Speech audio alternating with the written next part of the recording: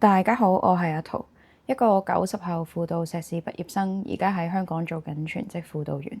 今日咧想同大家分享下最近我犯咗一個全天下人都會犯嘅錯，就係令到自己唔開心。咁咧成件事有啲長，講完呢一件事之後咧，會有啲我嘅反思啦，然後我歸納咗一啲我覺得好多人都會有嘅負面諗法。事不宜遲，講咗件事先。話說咧，公司早排咧就推出咗一個假期修訂嘅計劃，咁個原意咧就係改善員工福利。明明一件咁開心嘅事，點解我會唔開心呢？講多少少背景俾大家知，就係原先咧所有人嘅大假都係1年15日，喺新修訂之下就分咗3個等級，分別係文職同事有14日大假，文憑社工或者同等職級就會有17日假。學位社工同埋專職同事就會有20日大假，而所有同事嘅假咧只會有加唔會減。所以咧，雖然喺新制度之下，文職同事會變咗14日假，但係現職嘅文職同事咧會維持返15日大假。然後 HR 咧會有一份文件俾同事去簽名作實。一開始咧 HR 出咗份文件咧就話我由15日可以加到去17日啦。咁結果咧喺2個月之後咧，佢就出咗一個修訂。話我個職位咧淨係得15日，而同我同一個計劃嘅同事咧，分別係社工、護士，就會有20日假啦。咁呢一份最新嘅修訂咧，15日假係我老細俾我簽嘅。嗰一日咧，佢就同我講話咧，HR 核實過，而總幹事咧都知道呢一件事。咁佢叫我喺最新嘅修訂入邊簽翻個名啦。咁當時咧，我覺得大家都係咁樣接 case 同埋搞活動，少佢哋3日假已經好慘啦。原來咧，我係17日都冇，咁但係咧，我嗰下咧係就咁就簽咗啦，因為我覺得個老細都同我講話 HR 核實過，咁總幹事又知咯，咁即係冇彎轉啦，咁然後我就簽咗。咁到後尾咧喺公司嘅內聯網入邊咧，我就見到 HR 出咗一份正式嘅文件啦，關於假期修訂嘅，咁我就撳入去睇啦。一睇到咧我就火滾啦，因為入邊咧佢係清楚列明咧係新修訂之下分嘅3個等級。14日假咧，佢就寫住係 general post， 跟住括住 working class、clerical、admin 同埋 program。而17日假咧就係 SW or equivalent，SW 亦即係 social worker 社工啦。20日咧就係 ASW or equivalent。咁當時咧我老細就在場嘅，然後我就話我見到 HR 嘅文件寫咗呢3個職級喎，分別係啲咩咩咩啦。然後咧我就話，機構當時出廣告請我嘅時候咧，係寫住社工或輔導員，即係我個假期起碼咧係會有 SW or equivalent，冇20日咧都應該有17日。然後咧就俾我揾翻一啲舊嘅相啦。咁當時咧我求職嘅時候咧就 cap 低咗嗰個廣告，亦即係而家大家見到嘅呢一個。咁我 show 俾我老細睇啦。咁我老細就話：廣告唔可以作準嘅，即係掛羊頭賣狗肉。然後咧我就話：咁如果我係得15日大假，係咪換言之我就係 general post？ 跟住佢就冇出聲啦。咁然後我繼續講咯喎，我就話：咁我係咪即係同文職同事做相同嘅嘢？即係我唔使見 case 啊？咁呢一句説話咧，其實當時我係有情緒嘅。咁我老細都應該意識到，跟住佢就話：梗係唔係啦，唔係咁嘅咁樣啦。咁佢個通都係有啲想息事寧人噶啦。咁我就話：咁即係點啊？點解我淨係得15日大假？跟住咧，佢就講咗一句：輔導員係咁噶啦，冇註冊係唔認可噶。聽到佢講呢一句嘅時候咧，我就心諗吓，咁唔認可，既然咁唔放心，咁點解仲要我去見 case？同埋點解當初要請個輔導員翻嚟？然後咧，我就話我覺得 HR 或者總幹事可能對於輔導員呢個位有啲誤會啦。然後我老細咧就好似鬼拍後尾枕咁，佢聲稱總幹事已經知道呢一件事噶嘛。即係知道我要變翻做15日呢件事，但係佢當日話咧，原來只係喺開會嘅時候 HR 發現有啲人咧嘅假期原來係冇得加，要維持翻喺15日。總幹事淨係講咗一句，咁呢一堆人一定好唔開心啦。老細嘅講法咧，其實同當時佢叫我簽呢一份文件嘅講法係差好遠啦。佢叫我簽嗰陣咧，係講到總幹事係知道我呢一個輔導員呢一個特別嘅情況。咁然後咧，我就問我老細喺機構入邊有冇其他同事都係好似我咁樣嘅情況啦。佢就講咗句：其他部門嘅嘢我唔知啦，唔方便過問。咁聽佢咁樣講咧，其實我都知佢話唔到事噶啦。然後咧，我就要求同老細個老細對話啦，亦即係之後我會簡稱佢做大老細嘅。我就約咗大老細見面。咁我又係講翻類似嘅嘢啦。結果咧，佢嘅答法同我老細嘅答法都幾似，都係話輔導員係唔認可。另外咧，我有問我大老細啦，咁我係咪即係文員？當時大老細係好 firm 咁講咗句係。哇！我聽到佢咁樣講嘅時候咧，我當刻咧係覺得心都寒埋啦。即係仲有一句仲好笑，我又係 show 翻嗰個廣告俾佢睇，然後咧我話係括住社工或者輔導員嘅喎。當時你請我，咁唔係 SW or equivalent 咩？跟住佢就話：哦，咁呢一個斜線係人人解讀唔同嘅。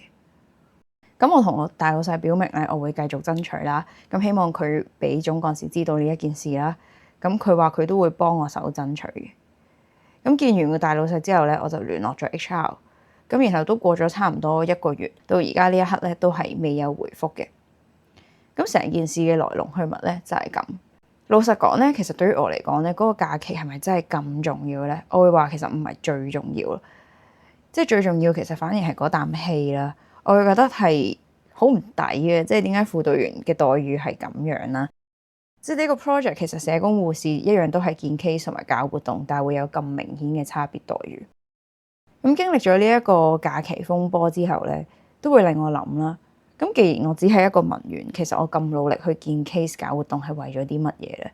我真係問咗自己好多次。呢一刻我可以好明確咁話俾大家知，係因為我真係好中意輔導工作啦。我知道係可以幫到好多人好多家庭。另外咧，仲有幾個反思嘅。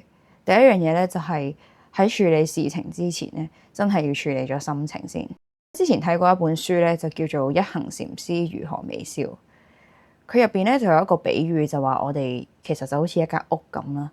當一間屋失火嘅時候咧，亦即係我哋有情緒嘅時候。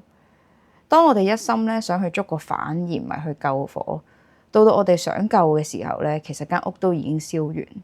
我覺得呢一個比喻咧係一個好好嘅提醒。我覺得喺經歷呢件事嘅期間咧，其實我就好似一間着咗屋嘅火咁。第二樣嘢咧就係唔好同人哋去比較。一開始當我知道我淨係得17日，而其他同事有20日，我覺得都有少少唔開心。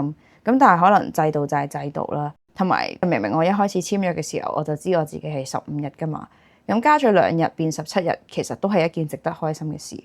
但係可能咧我就反而側重咗喺俾人哋少3日呢一個位。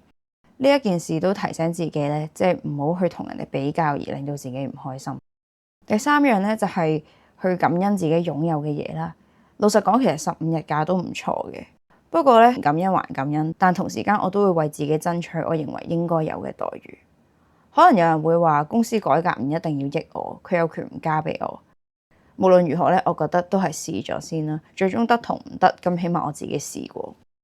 第四樣咧就係唔好期望人哋會為我去做啲乜嘢啦。一開始我都會諗個老細大老細知道輔導員其實係做緊啲咩噶嘛。即係覺得佢哋應該要為我去爭取下啦。咁後尾我自己冷靜落嚟去諗啦，其實佢哋又唔係既得利益者，佢哋都只係打一份工，其實咧都係冇責任去為我爭取。咁所以我知道咧，我唯一可以期望咧就係自己。咁有個我好中意嘅 podcaster 好哥佢就話啦，期望人哋係痛苦嘅根源，期望自己先係幸福嘅開始。第5樣嘢咧就係永遠記得自己有第3選擇。除咗爭取唔爭取嗰個假期，仲有更加多嘅選擇。當一個部門、一個機構唔去認可你做嘅嘢，可能出邊有更好嘅地方去發展。不過我知道咧，呢一刻令我堅持住咧，係因為我有啲 case 仲未完得啦。咁我覺得要完晒啲手尾之後先再算。第6個反思咧，就係要為自己人生負責任。喺呢一段時間咧，其實我成日病啦，間中都會頭痛啦，然後啲皮膚又出咗事，甩咗啲皮屑出嚟啦，係真係一掂個皮膚就甩啲皮屑出嚟。咁多年都未試過嘅。之後咧仲生癬啦，嗰個癬個位咧又痕又痛。醫生就話咧，其實同壓力好有關係嘅生癬呢一樣嘢。我知道咧今日呢條片有啲長啦，但我都想同大家分享埋以下呢一個概念。如果自己有損失咧，只能夠怪自己。以下咧有一個情景，就係壞人 A 誘騙阿 B 入去阿 C 冇鎖嘅工地，然後咧阿 B 就喺工地 C 入邊死咗。唔知大家覺得喺呢一件事入邊咧係邊一個最錯？咁喺呢一度咧俾幾秒大家諗一諗。可能多數人咧都會覺得壞人 A 嘅錯啦，因為佢全心呃阿 B 入去個工地入邊噶嘛。咁底層邏輯個作者咧就話，其實係有3種嘅對錯觀。以法學家嘅角度嚟講咧，係 A 錯，因為佢有意圖令到 B 死亡。咁呢樣嘢唔需要特別解釋啦。咁以經濟學家或者政策制定者嘅角度咧，因為佢哋係睇社會嘅總成本。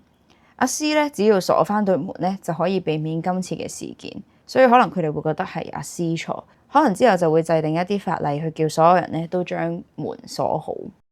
而喺商人嘅角度嚟講咧，邊個損失最大咧，就係邊一個嘅錯，亦即係阿 B 錯，因為條命咧係屬於佢嘅。當我第一次聽到呢一個概念嘅時候咧，係覺得有啲違反咗我哋平時嘅對錯觀，就好似咧怪責緊嗰個受害者阿 B 咁啦。咁但係當我睇多幾次，諗多幾次咧，就明白作者講緊嘅係啲乜嘢。就好似咧，當而家係綠燈啦，我準備過馬路嘅時候，但係我眼見咧前面嗰架車完全冇諗住收油，準備衝紅燈噶啦。咁我唔會話因為佢衝紅燈佢錯啲，然後我就堅持過馬路噶嘛。因為最壞嘅結果係我會冇咗條命。唔知呢一個例子咧，大家會唔會易啲去理解？就今次嘅假期修訂風波入邊咧，健康係我嘅。咁我冇理由為咗呢幾日假而令到自己唔開心同埋病，因為咧我知道其實我仲有更加多重要嘅事去做，例如推廣心理健康。咁喺我調整咗自己嘅心態之後咧，身體咧係明顯有改善，而且咧啲皮膚咧都好得七七八八噶啦。咁雖然咧我係甩咗我自己 set 俾自己嘅 target 啦，就係每個星期2去出片，咁但係都 OK 嘅。之後我會努力啲出片噶啦。今日咧好多謝大家聽我去呻啦。希望大家都可以多啲去照顧自己啦。如果大家想知點樣令自己開心啲咧，可以睇翻我呢一條片。咁我今日嘅分享咧就到呢一度。我係輔導員阿桃，希望更加多人透過輔導踏上心靈富足嘅旅途。我哋下次再見啦，拜拜。